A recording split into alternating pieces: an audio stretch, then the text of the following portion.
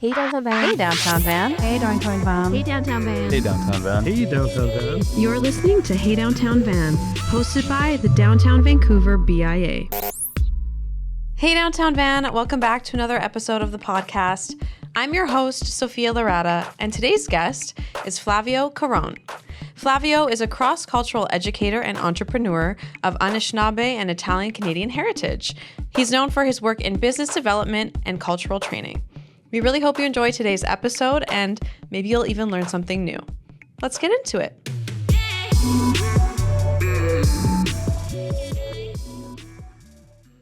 All right, Flavio, thank you so much for joining us on the podcast today. All right, my pleasure. I arrived here. I didn't see a mirror, so I couldn't check how I look. Is everything all right? You look great. Okay, cool. I want to start off by saying, did you go to Coachella this year? We did. Did we talk about that? You know what? It was up in the air till the last possible second, no. and I did. You did? Yes. Was it fun? Yeah, but that's a whole other podcast. I'm sure it was. No, it was, being, sort of my age, being just puttering around alone. Anyways, it's another discussion, but thank you for asking. Yeah, of You remembered. course. That was really cool. Yeah, that sounds really And I know one of exciting. your team members was going down as well. Was it Janet or? Yeah, Jen. Jen, that's Yes, right. yeah. Yes. She was like, Flavio went on the same weekend as me. I was hoping to. I just got a ticket at the last second. It was fantastic. That's so Yeah, cool. right on. So cool. We're so excited to have you. Thank you for being here. You talk a lot about how your Anishinaabe and Italian Canadian heritage influenced your personal and professional journey. Do you mind just talking a little bit about that? Sure. I think your formative years when you're young, whether you remember them or whether you reflect on them are going to have a big influence for that. And I'd like to say thank you. You pronounced Anishinaabe very well, Thank so you. that's kind of cool. The small little things matter. Yeah. And as we start, you've probably done this 1,000 times, but I would just like to take a moment as well and just share. You know what? We're doing some cool work here on shared ancestral unceded territory of Coast Salish peoples right here in Hey Downtown Van. The Musqueam, Squamish, and Tsleil-Waututh peoples, and it's unceded. And maybe this will come up in a question you might ask, but you know what? If you don't know what unceded is, what that means as a Canadian citizen, a BC citizen, not a bad thing to look into. I would encourage that. So thank you very much. And the question, two different cultures, so very distinct, and of course within Indigenous cultures, every group is distinct. I was born in Merritt, BC, raised in Kamloops, and I knew pretty close to zero about my Indigenous background until perhaps I got into my early 20s. You kind of knew, but you didn't know. And so in our world, it was just something that, if you maybe downplayed it a little bit, maybe you sort of avoid a little bit of discrimination or some serious discrimination, racism, prejudice in the schools. And, that's just what kids do, young people do. Parents might support that. And it's a very valid strategy, not just with Indigenous groups, but all subgroups. Yeah. So I didn't have a lot of that in my sort of early years on the Italian-Canadian background. So, grew up, perhaps the biggest thing there is I grew up in a small business environment. So my father was a contractor, and my mother supported him through all of that. I've got two younger brothers and a younger sister. We all worked in the family business to some degree. So when it comes to economic development and business development, there's no, and these statistics go back 10 years. So I'm 60, so I'm not keeping up as much, but they wouldn't have changed very much. There was no way people could predict who's going to be successful in business, particularly small business. The only thing that came remotely close was, in terms of like statistics, was did you have a family member that was close to you who was a successful business person? So a mother, a father, a brother, a sister, an aunt, an uncle, somebody really close to you, so that you could just live entrepreneurship. It's at the dinner table sort of thing. And you just ingest it. You get a university degree in small business just by growing up. Yeah. So that's the Italian-Canadian background I feel was so powerful. And even to elucidate the Indigenous side, how that was downplayed for myself, and there was a lot of self-influence for this, was grade 12. I got a knock on the door, for some class that I was in, and it was one of the school counselors. And so he said, hey, Flavio, can you come out in the hallway? And I think I may mention to you, if you knew me back then, that was not a good thing usually. So I go out in the hallway, and he's got a smile on his face, tall gentleman, and he looks down at me and says, "Hey, Flavio, I just got some good news. You've been awarded the top Indian student in School District 24, which was Kamloops." And I remember distinctly sort of looking around the hallway and looking up at him and saying, "That's pretty cool." I won't mention his name. "That's pretty cool, Mr. Blank, but you should go find an Indian to give it to." And I smiled and went back in the classroom. That's one of the lowlights of my life. You have the chance to be a role model. People look up to you as, doing well in school perhaps, or, just fitting in and getting things done. And it was complete turning your back on your culture. But a lot of kids do that.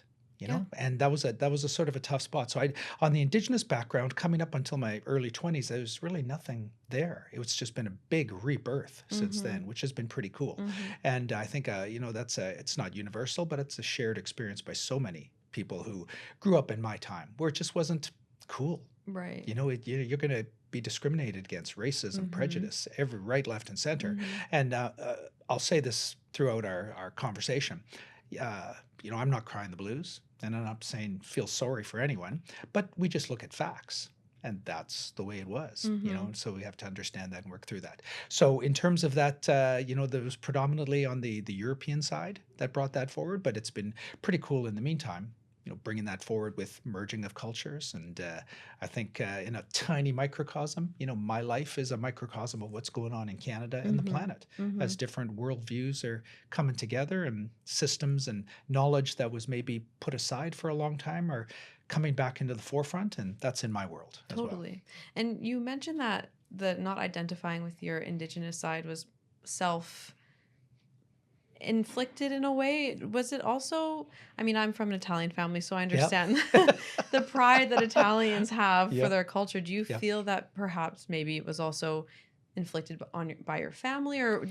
Yeah, that's a really good question. And of course, love my family, love my parents. They're both still kicking around, Mabel and Zeph. Really proud of them. My dad retired just, I don't know, maybe like a year ago or so at about 86. Wow. So fine, but he's still climbing ladders, and he shouldn't be. In case he's listening, you got to stop. But it was no question, a dominant aspect to that. Yeah. So we're hanging around in Italian communities. You're learning, European values in those aspects, and I think it was very positive. I'm very happy for that. On the other side, it's just that self-induced was that it's just easier to live life. Totally. When you're, you fit in, I guess. So, and that goes with the knowledge that you're going to pick up on the way. So that was the dominant cultural space in my home, without question. And really, it wasn't until actually I had a couple of younger siblings started to explore more about their Indigenous background that I also started to, or our Indigenous background, that I started to, join in as well. So I give credit to my younger siblings for, even starting that discussion in our family too. And I know in the past you mentioned that even your kids, you have two sons? Yeah. Have they always been proud of their culture, or has it been a journey for them? It's probably a little bit on the aspect of being curious at the outset. And it's in the last number of years, they're 22, Raven, Val's 25. And it's been the last maybe 4 or 5 years that they've taken their own self-directed sort of journey on that. But very early on as well, they had their experiences. And even identifying in that level, they went through their own challenges as well, both of them in that space. So at this point in time, they're like hungry, for knowledge. That's awesome. And I really, appreciate that, but it's not something I necessarily push. Yeah. Try to guide, but they're going to make their own choices. So we get to go back to our, cultural harvest festival, every October, and they're learning things, which I need to learn as well. I had no touch with that. How you throw a net in the water, shooting guns, hunting, so these are things that, you grew up in the city. It's just, you don't, you have very little connection with. So, and they're appreciating that very much. So, I'm just seeing it before my eyes, the strength and culture in my own family. And I think that's, again, a little tiny microcosm of the entire community as well. That's very, very nice to see. I'm sure your sons finding their own way. Your training philosophy emphasizes relationship building. Could you elaborate on how this approach has impacted the organizations and individuals that you've worked with? Even the word, relationship. A lot of times, you're speaking in business aspects, and people use the word contacts. I've got some contacts. What does that mean? If I said to you, would you rather have 500 contacts or have 30 relationships? If you're in business, you almost certainly want the 30 relationships. Yeah. Contacts, you can go anywhere and buy 5,000 of them for a few $100. Totally. So contacts are contacts, but it's the relationships that are going to matter, and relationships take time to develop, and so when we're looking at cross-cultural aspects, it's all cultures have much more in common than they do that separate. So the principles are pretty straightforward. So in a business sense, you may take a look at it that if you're looking to build a relationship, and this goes for the personal side as well, we learn about each other, like about families. We learn about the activities that, we like to take part in. We learn about our businesses. What business are we in? How can we possibly, potentially, support each other. We learn about what makes us unique. We learn about what we love to do or what we love out there on the planet. We learn about what organizations, that we may belong to, that we contribute to, non-for-profits, etc. We learn about what we, what do we not like? What do we hate? What do we unlove? And then, we learn. It's Vancouver, we learn about sports. We talk about the Whitecaps. We talk about, hockey. We talk about basketball, whatever.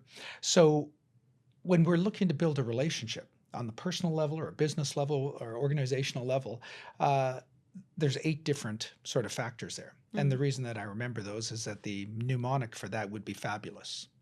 Families, activities, business, uniqueness, what do you love? Organizations, what do you unlove? And what sports do you like to talk about? There's only one component of there that's about business. Business is just a part of the relationship. So I didn't come up with this. It's been said many, many times before, and I apologize, I don't know the originator decades ago. But, in relationships, in business in particular, especially when you speak about business, all things being equal in a business environment, people will buy from their friends. People will support their friends in business. And then all things being unequal, people will still buy and support their friends. So the meaning behind that may be that perhaps we have a relationship, business relationship. We trust each other. We've done work together. And let's say I was late for today or had to cancel at the last second. And we had a pre-existing substantial relationship. I may be able to call on my past behavior to say, I'm really sorry. It won't happen again. Will you give me another chance? And you hopefully would say, you know what? Hey, that's, of course, Flavio, you know what? Gosh, you know what? You've done good work. We've worked together in the past. Let's reschedule. But if I didn't have a relationship with you, and maybe I was recommended by someone else to come in and speak, and we sit down together, or I'm late, or I don't show up. It's like, well, I don't know this Flavio guy. It's like, I don't know if I should give this person a second chance.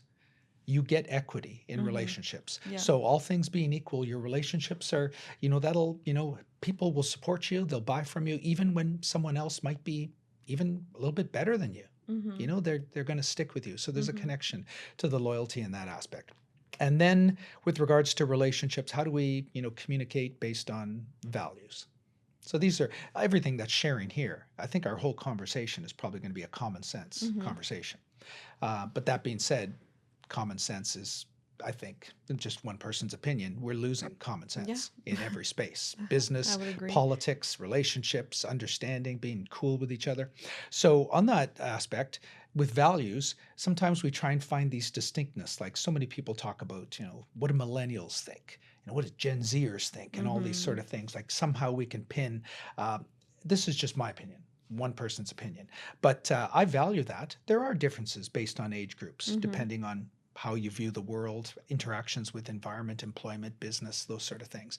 But it's, how do you just pinhole a group of people just because of the year you were born as to how you're going to view the world, housing markets, all these different things? It's the values that people have that will have them into those groups. There's a gentleman, his name's David Allison. He's here in Vancouver, and gosh, if you like somebody on your podcast, if you could get him, pretty cool guy. And I won't speak to his background. That will be for him to do. But he's been working for many, many years on this aspect of, I believe, what it's called value metrics. I believe. I hope I have that right. So he's been sort of speaking that it's we have to drop some of these things that set us apart based on age, and then find the values that align. So in relationship building, we're looking for, to just hang out with people who look at the world like we do. And with Indigenous communities, there's no one size fits all. I mean, so that's going to be one of the, things we may talk about with regards to, the challenges that other people may place with understanding Indigenous communities, is that every community is unique. They all have different takes on their values, just like any other country, any other community on the planet. So the point there would be that relationships take time. Relationships have to be nurtured. Relationships have to be maintained. You have to put yourself out a little bit. And anytime I have a conversation like this, I think to myself, and I'll probably go back to my car afterwards and send out a few messages to people I haven't talked to in a few months or a few years, because you have to nurture those. And maybe drop the contacts thing and work more on those relationships. Yeah. In the end, things happen. When you know people. There's a business case for having strong relationships. People return your phone calls faster. They return your emails faster. They answer questions faster. They answer them better. They show up on time. So I think it's very common sense. Yeah, relationship building is all about respect at the end of the day, right? Yeah, cool. In your view, what are the most common challenges organizations face when engaging with Indigenous communities, and how can they overcome that? I think just the earlier point that we touched on, the misperception that, and whenever we share a lot of this knowledge, we also understand that there's more and more knowledge being presented and understood and accessed by non-Indigenous communities. So the gap is closing in a lot of this information. And even, someone might be able to share with me a better way to identify it. But I remember many years ago, somebody shared with me, it's like, why do we have to keep referring to Indigenous, non-Indigenous? Is there a better way? And I remember doing a little work on it at the time, and I couldn't quite figure out one. I asked some questions, and maybe that's something for the day. Once we're done here, maybe I'll try some more work on that. But is that Indigenous communities are homogeneous, that they're all the same. It used to be, and this question is being asked less and less. It's a reasonable question, but and on the obverse side, it can also be inappropriate. But it wasn't uncommon 10, 15 years ago for a business person, someone on a friend or a colleague or someone to just say, hey, Flavio, here, First Nations, what do Indigenous people want? What's the end game here? And, I'm just, one person. Right. The Indigenous people, are you talking of which nations? 634 nations in Canada, 203 or 204 in British Columbia, all with unique needs like other nations. Yeah. A lot of times they think alike, and a lot of times they think different. So that misconception that, there's one size fits all for an approach, for a process, for a strategy for relationship building, for interpretation of whether they're going to be amenable to some sort of a business project or a cultural interchange or resource extraction. Every community is going to be different fundamentally as a principle. And those communities then will also have differences in connection to all kinds of work and interaction and relationship building based on political cycles, which are their political cycles, whether it's traditional or elected chief and councils.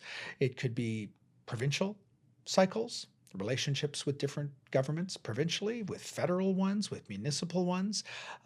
It can be economic cycles that exist. There's social cycles. There's the news cycle. If there's information that's traumatic with regards to new information about residential schools, and that lasts for a couple of months in the media, then that could affect, different connection to values moving. So if it's complex, absolutely. But as we're looking to understand, as you mentioned, some of those misunderstandings, those groups, corporations, not-for-profits, business, associations, those that understand the complexity just doing their research every day, like knowledge exchange, like we're doing here today. Once you gain a pathway into the complexities of those, that's your competitive advantage. Not to be cynical, we're building human relationships, but that's a competitive advantage. People want to do business with people who understand them. But it may take a little bit longer sometimes for non-Indigenous businesses, academia, not-for-profits, governments, etc., to really understand what's going on in Indigenous communities. But the gap is closing. Yeah. There's no question the gap is closing. Also, not waiting. The communities are looking to build trust. History. We won't go into history truth lessons today, most likely, but there's a lot of trauma in the communities. Based on government policy, based on informal and formal societal aspects that have gone on for a century and a half, particularly just to speak to British Columbia. So they're looking for reasons to trust. So if you have any inclination that you're going to, a year from now, 6 months from now, 2 years from now, have some sort of a benefit to your organization with the aims that you have to reach out and have some sort of a participation or collaboration with any Indigenous community, urban or one of the local nations, the time to reach out and build those relationships is like now, like this afternoon. It's if you wait and you think to yourself, well, we have this opportunity for a cultural exchange. There's going to be displays that we'll put up. We're building, just speaking off the top of my head, building up to the Olympic, or not to the World Cup that's coming. So that we're looking for participations, and we think we're going to begin this process of a design of the process maybe in September, October. We're going to reach out to the local communities.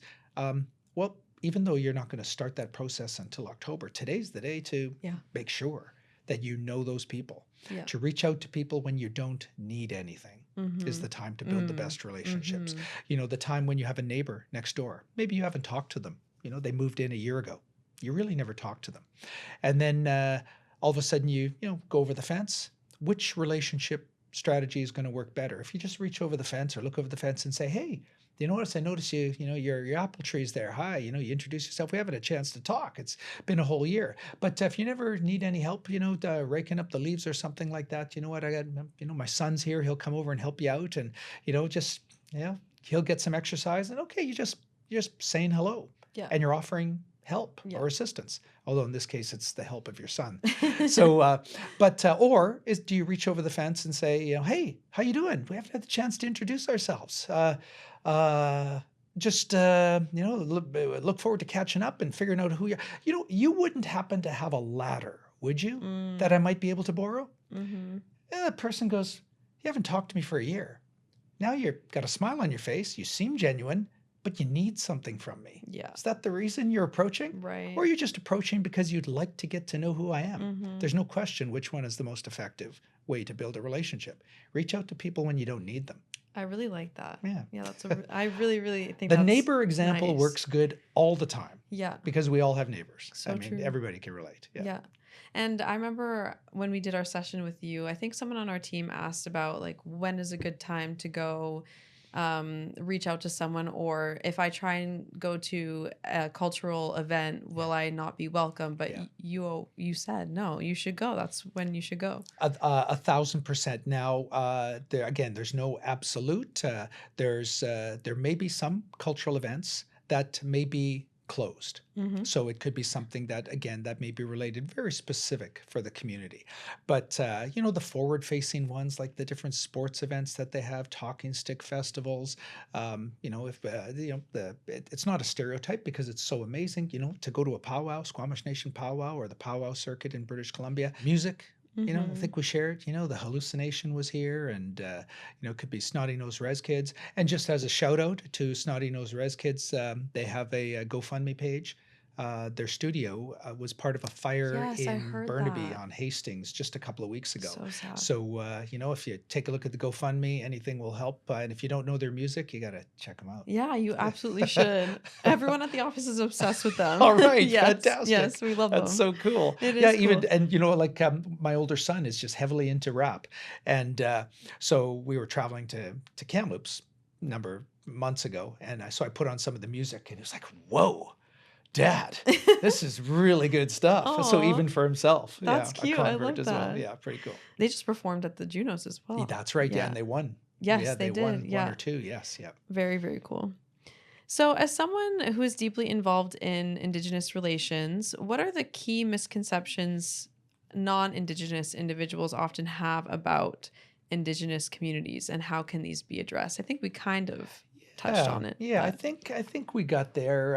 And maybe if there's one thing I could share is that again, sometimes when maybe close to all the time, when you're part of a larger group, and if we did our work together, I might have used this example as well. But when you're part of a bigger group, you don't necessarily see, or it just doesn't. You don't process some of the challenges that smaller groups are facing.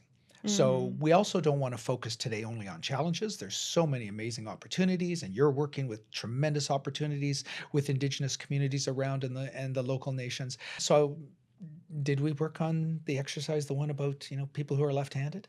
I think you did mention We that may one. have Yeah. we may have done that. So, if anybody's listening to this who happens to be left-handed, I would share that I'm left-handed as well.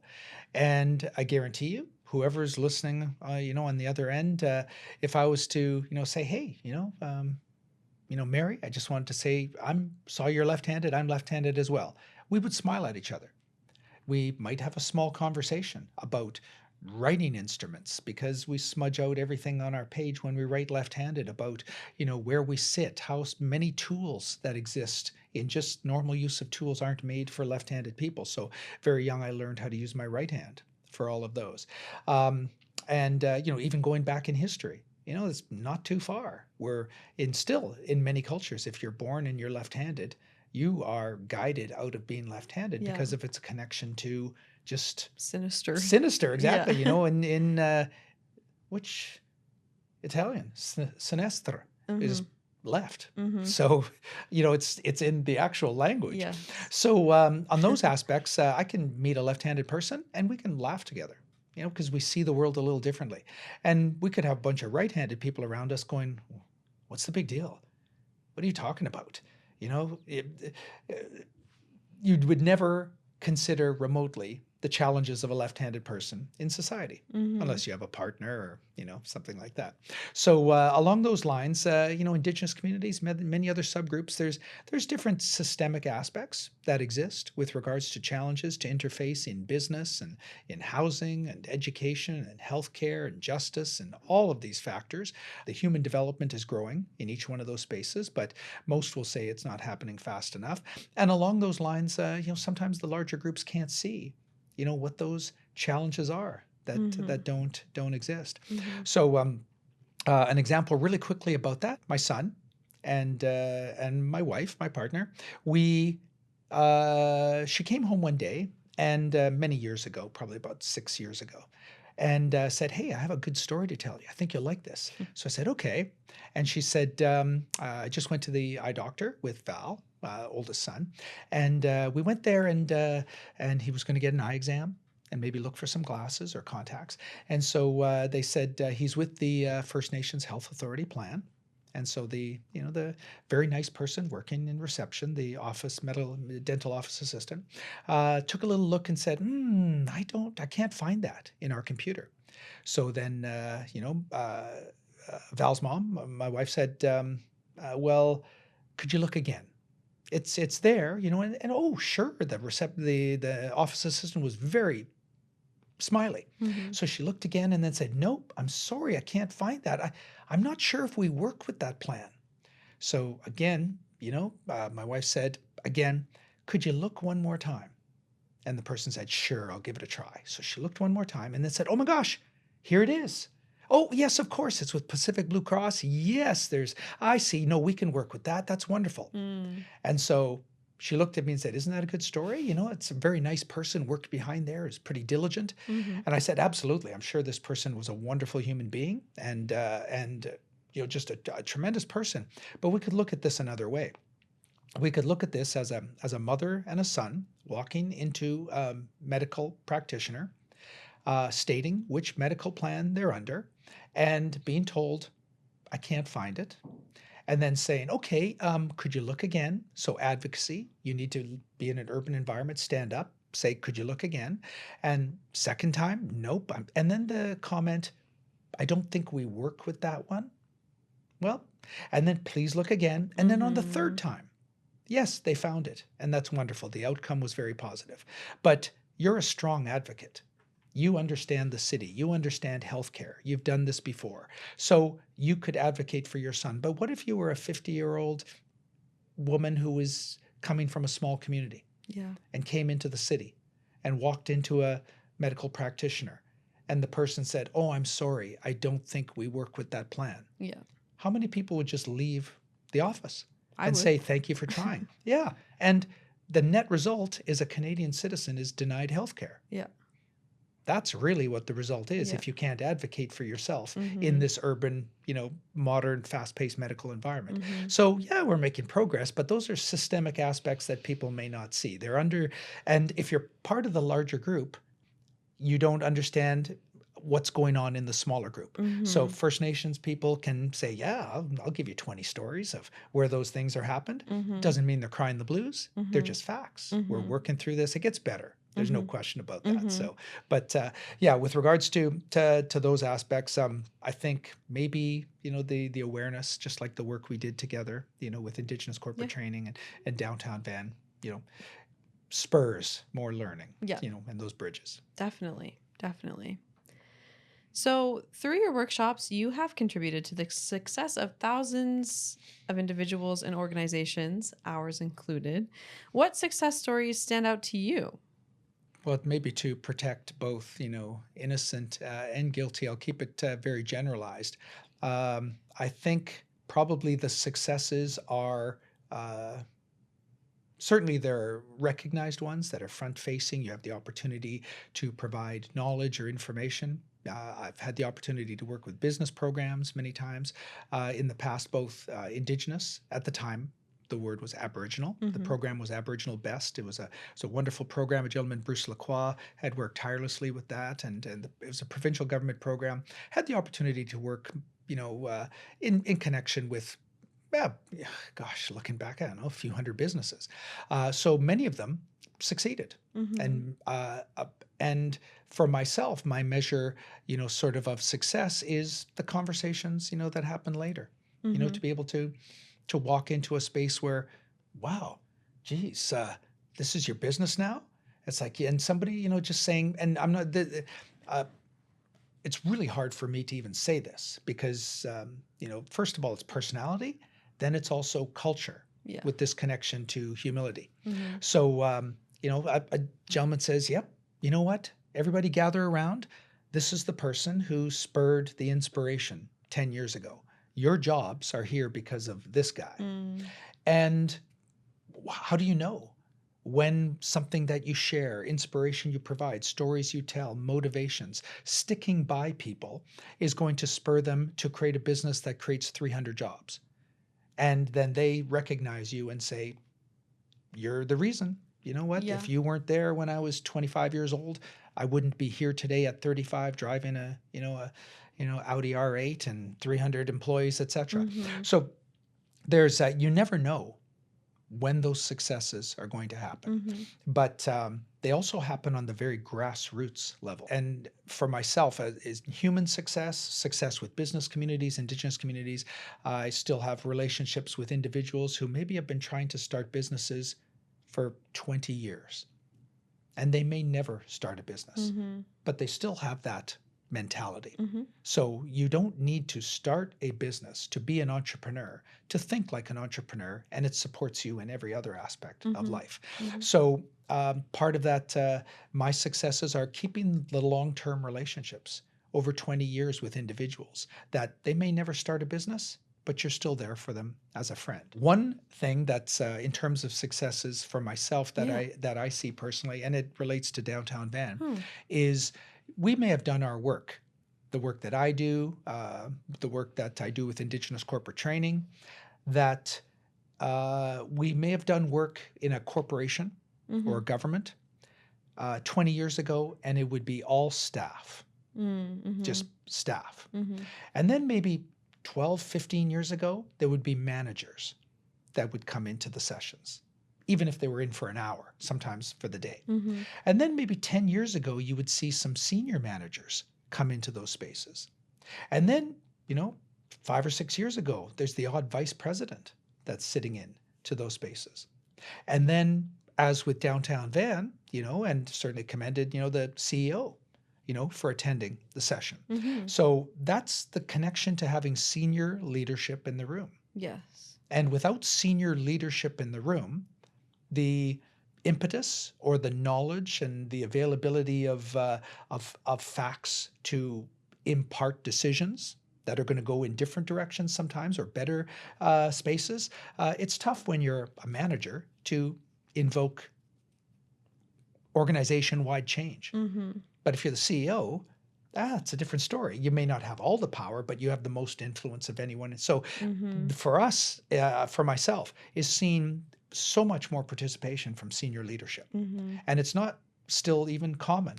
But when it happens, you recognize that. Yeah. Because that's what Indigenous communities are looking for as Mm-hmm. well, is to have senior leadership approach them. Totally. And that's also reflective of a nation-to-nation relationship. Mm-hmm. They're looking, they have their leaders attending these meetings. Mm-hmm. And then, historically speaking, you'd have, staff Mm-hmm. liaising with chief and council. Mm-hmm. And wow, they have all the authority in the room, but corporations and governments are sending note takers. And when I say note takers, I say that with a smile and a big spot in my heart, but there's no authority to do anything other than take notes and bring them back to the decision makers up high. So now we're seeing those senior decision makers come in. So that, I think, is just in 5 or 7 years, a big connection to the successes that we get to make. Mm-hmm. So I'm from Alberta, and when I grew up in Alberta and went to school there was very little taught to us about our Indigenous communities. And when I came to British Columbia and I went to Capilano University, that was the first time I ever experienced a land acknowledgement in my life. Yeah. I mean, I went to a school named Capilano University, which was named after Chief Capilano? Yeah, Joe Capilano. So I believe, gosh, my goodness. I think you're right. Okay, all right. I think you're right. Why do you think that British Columbia is so ahead of all the other provinces in terms of things like this? That's really that's a hard question to answer. And anything that I would share here would just be generalizations. It wouldn't be something that you would want to quote and say this is the reason. So I'm sort of it's a consultant in me. Just this is generalized information, which you'd want to do more specific research on. But there's so many things just as a foundational aspect that the rest of Canada says, well, that's the way they do it across the Rockies. I mean, it's just BC is a different space when it comes to political spaces, cultural spaces, economic spaces, connection to land, resources, etc. We all do things a little bit differently. In British Columbia, you have a space. One of the factors is that the land is unceded. So even treaty territory, so many treaty nations will share that, there's no ceding of land. The treaties were, and again, I'm paraphrasing, about sharing land, a connection between, groups, and there's so much wealth with the land. We can share this. And as we generate wealth from the land, we will all benefit from this. In British Columbia, we have a connection with regards to a blending of colonial or provincial leadership that's merged with discussions and aims of Indigenous communities. And there's many organizations that represent those Indigenous communities, which includes Métis communities as well. So along those lines, back in 2007, 144 nations signed on to the UN Declaration on the Rights of Indigenous Peoples. Would you have moved sort of into British Columbia maybe after 2019 or so? I moved here in 2015. 2015. Yeah. So you're right at amazing crux where there began to be, a lot more awareness. We have a substantial population. There's 200,000 self-identified First Nations people in BC, approximately, almost 100,000 self-identified Métis. There's large communities. There's 204 nations, First Nations or nations as they choose to be identified. You have the knowledge that was coming out as well with the United Nations Declaration on the Rights of Indigenous Peoples. We didn't endorse it. We objected to it in 2007 for some substantial reasons, and that's another discussion. But as we started to move forward, communities would take a look at this document. 2012, 2014, 2016. We endorsed it in Canada in 2016. We found a way, perhaps this is just a generalization with the commentary, to take this international human rights document and say, there's ways we can use this in Canada in parallel and informing our constitutional systems, our case law, Supreme Court decisions, constitutional aspects, etc., Section 35. So as we're moving forward, we're getting more connection with the human rights document. Inside this document are some very powerful principles, norms, and standards.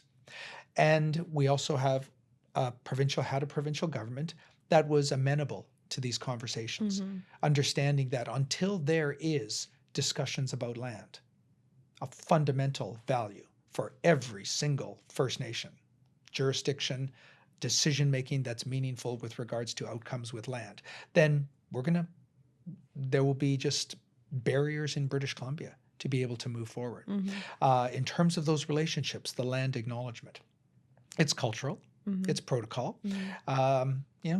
3 steps forward, 1 step back. There's a group of professors, at UBC that are, looking to have a form of a stop with regards to UBC using land acknowledgements. There's many reasons that they will share for that, and it's a wonderful discussion. I happen to disagree 100% with their perspective, as do many scholars. I'm not a scholar, but other scholars that are smarter than myself. So this land acknowledgement that you mentioned coming here, wow, that's brand new. That's pretty cool. We also had in 2017 with regards to education, a new curriculum that was introduced here as well. So this was a curriculum for K to 12 that was also much more infused with truth with regards to history, with First Nations participation in that curriculum development. And so much so that I'm not sure if it happened, but coming from Alberta, the Northwest Territories used to use Alberta's curriculum. Interesting. And I don't know if they made the full switch, but the Northwest Territories said in 2023, we think we need to switch curriculums.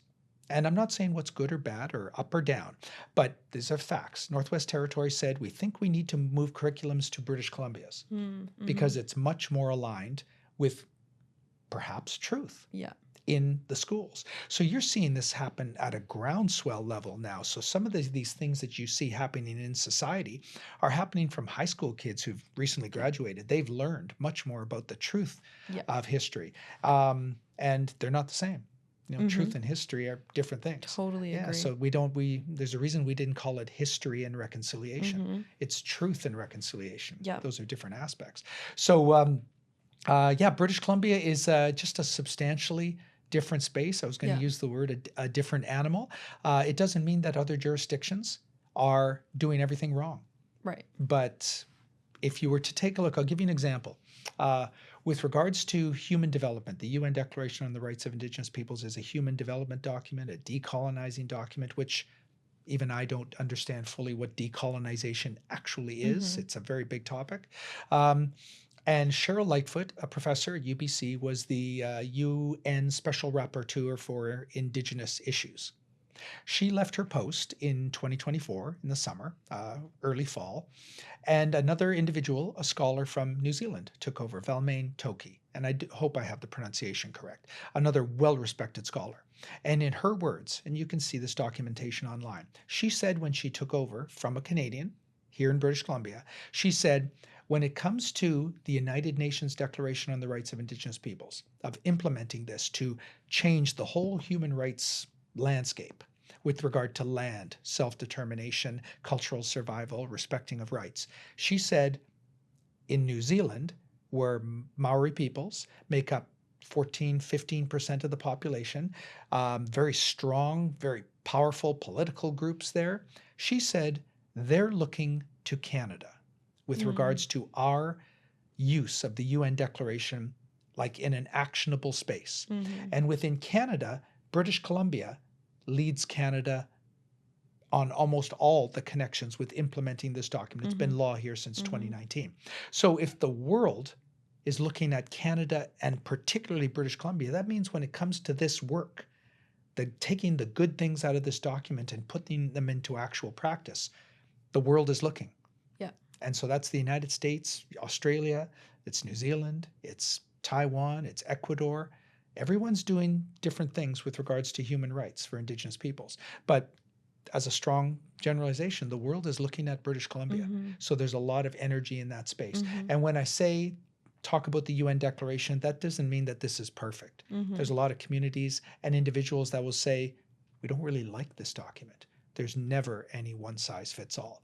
But it's a pretty powerful statement, or a reasonable statement, to say that most communities see the value in this document, have seen some sort of interaction. So some of that is what you're seeing right now, tied to the fact that British Columbia is different, the fact that that it's an unceded space, the fact that we have the UN Declaration even being actual law here. The curriculum has changed. So it's certainly not perfect. And most people will say it's not moving fast enough. Right. But we do have to recognize when people are making and working with change. Maybe not celebrate it, but recognize it. Totally. Yeah. And the thing about learning the truth and versus learning the history, I definitely think when I was growing up in Alberta, I was not learning the truth. So I hope that, there's been some progress. I'm sure there has been. I've been graduated for over 10 years. So there's no question there is. We hear all the time in the work that we do, especially with people who are sort of in their early 40s, in their 50s, etc., and saying, you know what, this is good because my kids are coming home and asking me questions. Yeah. And I can't talk to them because I don't know. I was taught something different when I was in school. So our younger generations are teaching the older generations what really happened. Yeah. So, and the truth is tough, whether it's one-on-one relationships or nation-to-nation relationships. Yeah. Well, thank you for sharing. Oh, thank you. Of course. So given your extensive background and being an entrepreneur yourself, what advice would you offer young Indigenous entrepreneurs aspiring to make a mark in today's world?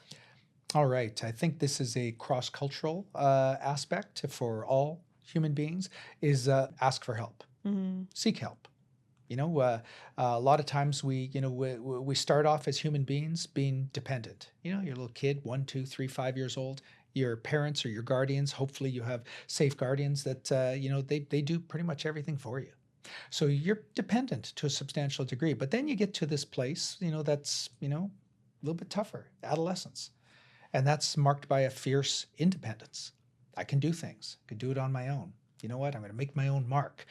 Hey, boomer, don't tell me what to do. You know what? I'm going to make my own path. And that can work. But you're not taking advantage of the wealth that's around you. If you can't find a way to move from dependence to interdependence as fast as you can. So interdependence will be about the relationships. It'll be about being vulnerable and asking for help. And that help in Indigenous communities can come from many places. It can come from non-Indigenous groups. So that's just education. Yeah. Just taking business programs at Langara, at CapU. It could be if you're looking to access support. CapU has an Indigenous filmmaking program. That's amazing. And Doreen Manuel, I don't know if she's there anymore, but did amazing work with regards to that, and just the welcoming that and the knowledge transfer that goes on there. You also have to ask for help from your family. And this goes for all business development. If you're looking for small business development, you need, and this isn't pie in the sky stuff, you need positivity around you. You need people saying with realism, not pie in the sky, but realism saying, you can do this. Yeah, you know what? You got a little bit of a plan here, son, daughter, whatever it happens to be. Yeah, okay, I can see. You know what? Based on this, yeah, we're with you. We're going to give you the energy. That includes your partner. That includes your kids. That includes your parents, your siblings, your cousins, your friends. Yeah. And if you're looking to start a business and there's people around you saying, why are you doing that? Why would you, cut back your hours at work? That just doesn't make sense. You know what, lad, you should, another 10 years, you get a pension. I'm not saying that's not part of the discussion, but when you are looking to build something, you need positivity and you need realistic support, not pie in the sky. People need to say, that's not going to work. Yeah. But they also need, when things can work, to be able to support you. And if you have people who are naysayers around you, that's an energy. It's just a human connection that goes with all people. So if you have family members that are saying, what are you doing? That's stupid. You're never going to be able to succeed with that, which still goes on. You have to decide. Do you have to have less contact with those people for 6 months? You need to put people around you that, in a realistic manner, your coaches, your mentors, the advice that you seek from appropriate aspects, you have to be a little bit vulnerable. And there's also a great program that exists all around British Columbia and Canada now, Bear's Lair, and it's a television show. Gina Jackson with has done tireless work to bring this forward. It's like a dragon's den very cool. for Indigenous communities. Wow. And I encourage everyone to take a look at it Yeah. on Aboriginal People's Television Network, also bridging into other media spaces. But there's resources. And you know what? Just plug yourself into those and develop the strength in who you are, because that's also fundamental. If you're not strong in who you are, whether it's gender identity, whether it's your culture, whether it's your age, whatever it happens to be, again, another barrier for yourself. Yeah. So you need to seek that strength in many avenues as you're also looking to start your business, because, maybe there's going to be less money rolling in for a year or two. So you're going to have to rely on just being confident and cool in who you are and the people around you. I guess it all comes back to relationship building too. Pretty cool. You got it. Very cool. Final question. Sure. Flavio, what legacy do you hope to leave through your work? Legacy? Are you asking because I'm 60 years old now? Is that would you ask that of a 21-year-old? Yes, absolutely. Cool, because you know what? That's a very important question when you're looking to decide, when you're setting a life mission statement. Asking a 21-year-old, what is the legacy you want to leave behind? Literally saying, if a 21-year-old came up to you when you were 60 and said, I followed your career and you inspire me, I want to be like you, what would you want them to say about you? Yeah. And the words that always come out are, wow, you know what, I was a good father. I'm a good father. I was a good family person. I cared for the people around me. I cared for my partner. I cared for my husband. I cared for my wife. I looked out for my community. I volunteered. I tried to meet every person, and when the conversation was over, whether it was 5 seconds or 5 hours, that they're a little bit better for having met me, every single time. So whatever way it happened goes. But you know what? Very rarely do people say, how would you like to be viewed, when you're 21, when you're 60? Not a lot of people will say, wow, I sure made a lot of money. Man, I can't believe it. I ended up owning 3 houses. Or the material things, as you get older, generally speaking, start to dissipate, and the real values come through. And those are human values. So I think on that aspect with the inspiration is, working with individuals and groups that, contribute to humanity. So you can do great business. You can make a ton of profit. There's nothing wrong with making all the profit in the world. Get what you deserve. But that being said, it's what you do with the dollars that you make that will change everything. So, and how you use those dollars. So those aspects to inspire learning, to be able to meet people and say, you know what, okay, now the learning doesn't stop with this podcast or with work that we've done. You know what? You don't have to be paid to learn about Indigenous culture. You could watch a movie. Yeah. You could read a book. You could go to a festival. You could go to Hallucination or Snotty Nose Reds Kids, check things out. So there's all kinds of ways that things can go on. Do you spur this thirst for more knowledge from other Canadians? So I think that's pretty cool. In terms of a legacy, having your family look at the work you do and say, you know what, hey, I got a couple of cards from my kids a couple of days ago, and it's like, oh, you inspire me, Dad. Aww. You know what? Wow, life is good if you're a parent and the kids say, hey, you inspire me. Yeah. So that's a legacy that you can leave, and that'll be passed on. It's kind of want to stop there, because then it goes back to this humility aspect. And I think you build things for me, about building bridges, bringing people together.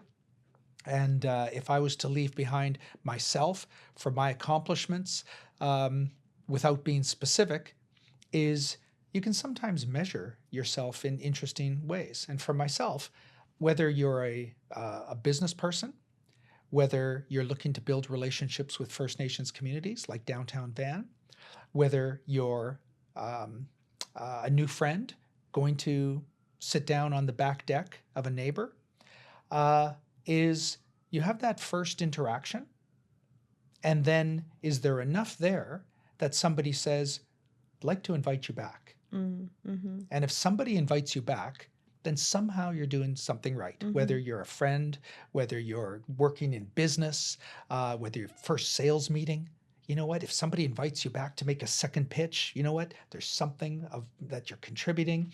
Working with First Nations, you know what? If they invite you back, how fast they invite you back is a sign that, you align with values, you align with timing and all those things. Mm-hmm. So in terms of the legacy aspect, you need enough, money to be able to, eat healthy and help out your kids and help out the community. But after that, are people going to end up saying, whether you're 21 now looking to the future or you're 60 years old looking back, yeah, did you do those things in life? Family, the activities you took part in place, your business, the loves that you had, did you contribute and you make people around you just a little bit better? Am I being too fluffy? No. Because this is, really, this is just, I don't know, maybe it's a little bit to do with age, but be excited. And in the end, we have probably a little time left here. Learn how to tell stories. Learn how to listen to stories. Mm-hmm. If you look back on this podcast, it's probably been a whole bunch of stories back to back. And I think that's the way humans connect. Yeah. So, if I can teach people to go, hey, stories are cool. I can turn my business pitch into a story. I can talk to my kids. I can teach using stories. Maybe you don't want to use as many as I do. My family oftentimes says, just get to the point, Dad. You don't need a story for everything. But a little bit of passion involved too. Yeah. I love stories for everything. I find it's easier to connect. That's Italian too, right? Is. It's very much. You're waving your hands in case people can't see. Yeah. I'm always using my hands. No, 100% agree. And we're so thankful to have you on the podcast today. And thank you for sharing your stories with us. Oh, thank you. We love working with you. And if anyone else listening or watching wants to work with you, how can they do that? Sure. You can reach out. My email is just my name, flaviocaron@gmail.com. I'm a very private person, so I don't have a lot of social going on, but also on LinkedIn, pretty easy to find Flavio if you check out Flavio Vancouver, and also through Indigenous corporate training. I do a substantial amount of my work in partnership, and we just also want to always thank Indigenous corporate training, an unbelievable group of people. I take inspiration from Bob Joseph Jr. as well in all the work that he's done, and so I'm very fortunate to have people that I continue to learn from as well. Absolutely. Well, thank you again so much, Flavio. It was an honor, and I hope you enjoy the rest of your day. Thank you so much, Thank Sophia. you. Right on. Thank you for listening to Hey Downtown Van. We really hope you enjoyed today's episode with Flavio Caron. If you'd like to learn more about our organization and all that we do, you can visit our website, dtvan.ca, or follow along with the podcast at Hey Downtown Van on social.